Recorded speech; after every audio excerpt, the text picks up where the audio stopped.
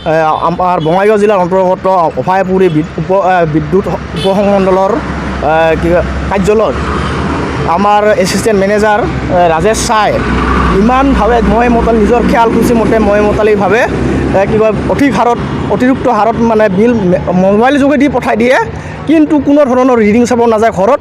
আৰু এজন কণ্ট্ৰেকচুৱেলৰ দীপজ্যোতি মুছাহাৰী নামৰ এজন ল'ৰা আছে, তেওঁ আজি জুলাই মাহৰ পৰাই ৰিডিং চাব নাযায়, কিন্তু মোবাইলৰ যোগেদি মানে অতিৰিক্ত হাৰত কোনোবা দিন যদি 7,000 নৱেম্বৰত 7,000 দিব, ডিচেম্বৰত ইমান দিব 2300 টকা দিব, এনেকৈ মানে যাকে যেনেকৈ পায় সেনেকৈ বিদ্যুতৰ বিল প্ৰেৰণ কৰি আছে।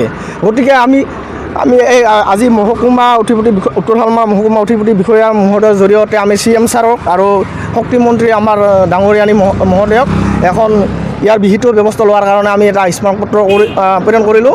আৰু লগতে আমাৰ অভয়াপুৰী বিদ্যুৎ উপসংমণ্ডলত আমি এটা কপি এটা দিলোঁ।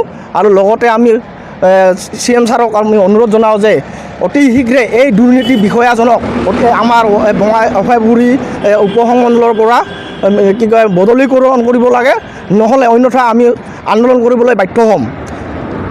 কাৰণ নোচোৱাকৈয়ে বিদ্যুৎ প্ৰেৰণ কৰে আৰু অফিচত আহিলে কয় কিছুমানক কমাই দিয়ে, মিটাৰৰ ফটো মাৰি আনিব কয়, ভিডিঅ' কেমেৰা কৰি আনিব কয়, আৰু তাৰপিছত কমাই দিয়ে।